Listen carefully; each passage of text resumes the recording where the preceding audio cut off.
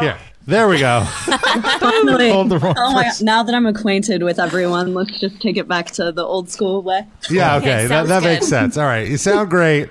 We have you on the air. Thanks so much for taking some time. I saw you guys at South by on Thursday night Yeah. at this like weird outdoor tent. And, Yeah. and the band that was playing before you guys sounded nothing like you guys. Right. They were pretty much the exact opposite, right? Yeah, it was like kind of like an indie-ish rock, like kind of. All acoustic. Let's note that. Yeah. There was nothing electric going on in that set. Right. And then you guys, and honestly, it was so different that I was like, I don't know if we're even in the right place right now. But then I saw your publicist and I was like, okay, we're at the right spot. Right. And so I went up to the front of the stage and you guys came, and it seems like nobody there knew who you guys were. But by the end of the set, everyone was all about ENTHEOS. And I think... Yeah, that was so weird. I think that's what South by Southwest is all about. Totally. Is just winning over people who've never even heard you guys. And you did an awesome job. And you brought it. How did it feel like... What was your sentiment going in, like, at the start of the show? What were you thinking? I pretty much thought that we were going to scare everyone out of that tent. You know, it was every band before us sounded kind of like the band that we were describing. It's like total like indie folk music. So I was there for probably 3 hours before our set, and none of us knew how it was going to go over at all, but it was quite the surprise. It's like people started coming in when we were playing and stuff, and yeah, I think there was maybe one person there besides you who had heard of us before, and yeah, so it ended up really cool, man. I was stoked on that show. Yeah, it was pretty awesome. And like, at what point were you like, whoa, people are getting into this? Like we're winning them over. Like, what was that feeling? I saw some people jumping, and it was kind of like a holy shit moment. That show kind of meant a lot to me in that way, though, because, you know, being in a metal band, it's like you feel like you're in this like tight knit community, and you can't necessarily draw people from the outside. But that was a really ensuring moment, that show. So it was a lot of fun. Yeah, absolutely. It's it was nice to not always preach to the choir. Yeah. And so what I wanted to know also was, like, did you guys have a chance to see any other stuff at South by, or were you kind of just run into your showcases? We did not really see anything at South by. We were at the things that we played, and then we were kind of stuck in the hotel the rest of the time. We made like a 25-hour drive to South by, and we were all totally fucking exhausted. So Oh, wow. yeah, so by the time we played and, you know, did our thing and talked to the people that we needed to talk to and who we saw, we just slept pretty much in comfortable beds. That's a luxury when, you know, like after driving for 25 hours. Right. Yeah, so it was nice to go from the van bench to a comfortable bed for a little while. Cool. Absolutely. Yeah. And, you know, you guys are relatively new on the scene. Like, I feel like under a year, right? Like, you guys just started it. Yeah, I think it's about a year and 3 months. I think that we put out our EP last year on March, like, 13th or something. So. Oh, yeah. That makes sense. Yeah, because I remember you guys were first coming out at NAMM last year. So the question I kind of had was, like, how did the idea start of forming this band? It was Naveen's idea. Our drummer, he, you know, has this solo project. I know that you know about it, but he produces electronic music and he plays drums to it. And so he was like on tour in Europe doing that. And he came back and he basically told me that he was, you know, he missed the band thing. So of course, Frank, our old guitar player, and Evan, our bass player, had been in a band called Animosity with Naveen. So I think those were the natural two people for him to call, and he asked me to be in it. And, you know, we just kind of came about out of him not having fun doing it by himself, basically. just the want to get back into that group mentality and to have people to celebrate with again. So we never really intended on being a touring band or anything. We were just going to make a demo together, you know, maybe jam if we could sometime, but it definitely kind of exploded into something way more than we ever anticipated. So that's what I think is really cool. You guys kind of took this very organic that's the best approach. That's the best part about it, because then you know that you're doing something honest, and you know, like you guys just did it just to have a shared experience with people that you trust, and you know, just to have a creative outlet. So it's totally. So it must feel so good for it to kind of like naturally blossom into the next step. Yeah, it's the craziest feeling ever, because I think that for me personally, like I always thought if I was going to be in a band as a career, it wouldn't necessarily be with people who were such good friends of mine and so close to me. So having that kind of like high school band feeling going on really kind of makes this an incredible journey. Yeah, it's like another layer. Totally. 100%.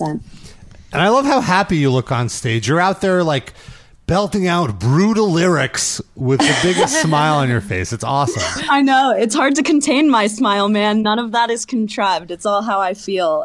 And yeah, it's wonderful. I can't even explain it. It's a rush. I mean, it's so cool to just like have you out there just like naturally being yourself and, you know, belting out these like, you know, basically like roaring to the audience, where most women want to, you know, are seen as just like singers, or they need to be dressed up in a certain way. So it's just so cool that you embrace your individuality and just you go out there, no fucks given, just whoever you are is out on stage. Thanks, man. That's what it's all about for me. I've never been that person to like do it any other way. So this is really all I know. Yeah, that's all. And is this like, have you toured before, or is this your first like touring band?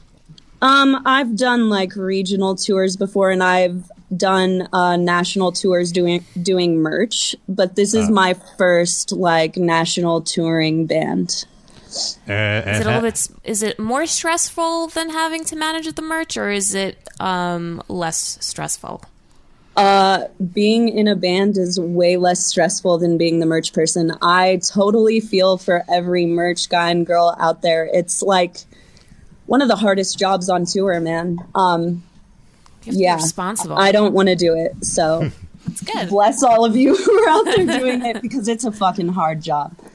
Who's doing your merch? Our merch is done by a guy named Danny Shea. He's actually a really old friend of mine he's from Iowa, which is where I'm from. We've been homies for a really long time, so it's cool to have him out here doing it with us. So you just basically packed all your friends and you get to travel around the country with them and stuff. That's so awesome. Pretty much, yeah. Now that I think about it, it's kind of cool how we've like molded that for ourselves, you know. But yeah, it's definitely a homie thing. Nice. We're all really close. That's awesome. Yeah, and you guys have been getting some really good tours. I saw you guys with Black Dahlia Murder, which was awesome. That's a great tour to like expose your band on. And you're on. Yeah, that was amazing. And now you're on the road with the Contortionists and Sleep Makes Waves.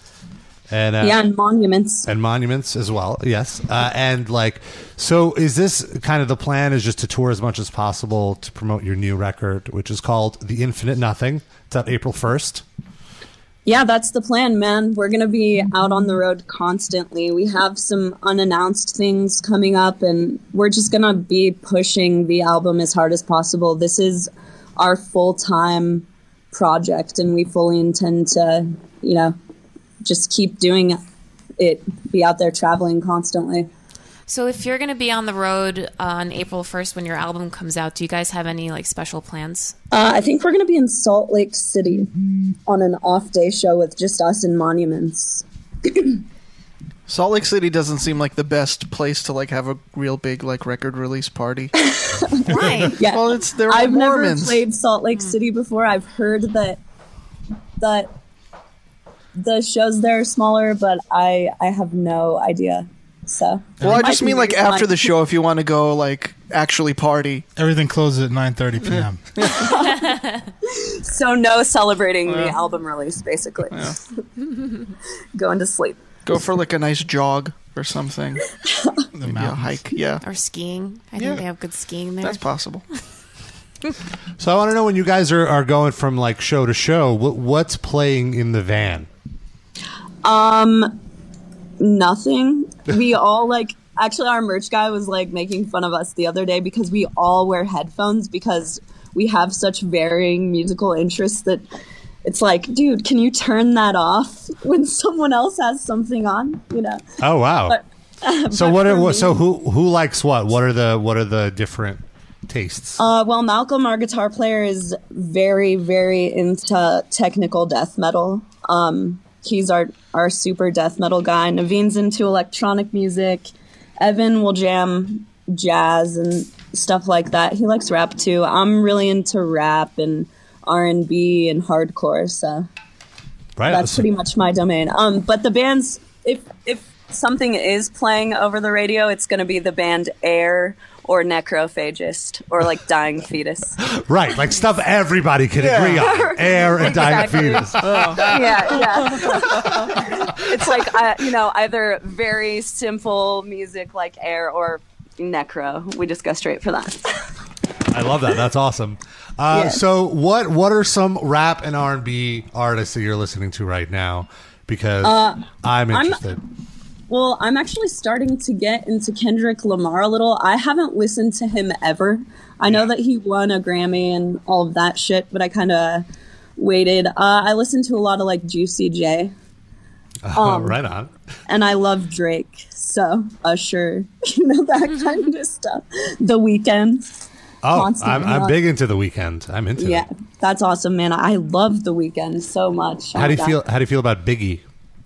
Oh, I love Biggie. Okay. I mean, everyone loves Biggie, though. Yeah, it's almost if you It's a don't. given. Yeah, you can't. Yeah, well, why don't If you you say don't she love likes Led Biggie, Zeppelin or get something? the fuck out of here. Do you like Led Zeppelin? I actually do like This is so weird. We were talking about Led Zeppelin yesterday. I do like Led Zeppelin. I don't know if I ever would put them on, but I definitely, if someone else puts the Zepp on, then You it's jam happening. out. Enjoy it. Yeah, of course. Cool. How can you not? When I was at South by, I saw this R&B artist called Dawn. I believe Dawn Richard. And she was amazing. It was basically like seeing the reincarnation of CNC Music Factory. Really? Well, because it was she was this very powerful, tiny little black girl, huge voice, and then she had these two beefed up 90s dancer dudes doing syncopated 90s dance moves, and they were Holy shit. it was completely unexpected because they played the Spin show right after Deftones. So Deftones, very aggressive, and Right. super metal, and then you turn around and I've there's got this, the power. there's this awesome 90s R&B, and so that's kind of my favorite thing about South by Southwest is just walking past something you had no idea about and being like, whoa, this is amazing. Yeah. And so- Totally. Yeah, dude. That's the spirit of it. Yeah. We have a caller to ask you a question. If you would like to ask Dawn, not Dawn. If you want to ask Dawn a question, you have to go Dawn a to her question, show. gotta go to her Darren show. will see I will pretend to be Dawn, and I will sing the answer to you. But if you want to ask Chaney a question, the number to dial is 718-303-2353. We have area code 617 on the air with the Livecast and Chaney. What's your name, 617? Massachusetts. My name's Sean. Hey, Sean. Do you have a question for Chaney? Wait, am I live right now? Yes, you are. Yes. Oh, wow, that's super cool. Oh, wow. Hey, how's it going? That's one question. It's going okay. Yeah, one question. I know you guys are coming to Boston again with at the Brighton Music Hall on April. Is he asking me a question? I can't hear him. We will relate to you. It's a little low. All right, cool. But go, what was your question? My question was, do you guys know when you guys will be coming back to Boston? I saw you guys with the Black Dahlia murder. Okay, you're done. Okay. You could just Boston. check- Are you going to be coming back to Boston anytime soon? I think that there's a Boston date on this upcoming tour that we're doing, actually. So Yeah. something he could have Googled. Yeah. Hit up Google for that one, Sean. Or Facebook.com/Entheos Band is Yeah. you can see all Yep. those dates up there. Perfect. And I want to what does the name Entheos mean?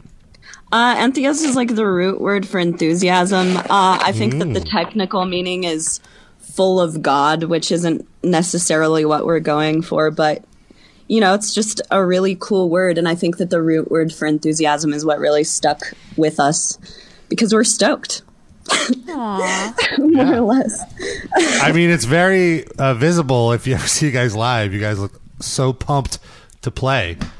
Yeah, we love it, man. And you guys are awesome. I'm really digging The Infinite Nothing. And we're actually going to premiere a track from the album right now. Yeah. And Yay. it's the opening track on the album. It's called Perpetual Miscalculations. This is a world premiere, yes. World premiere. And when the album comes out on April 1st, if you live in Salt Lake City, Utah, bring something fun to the show.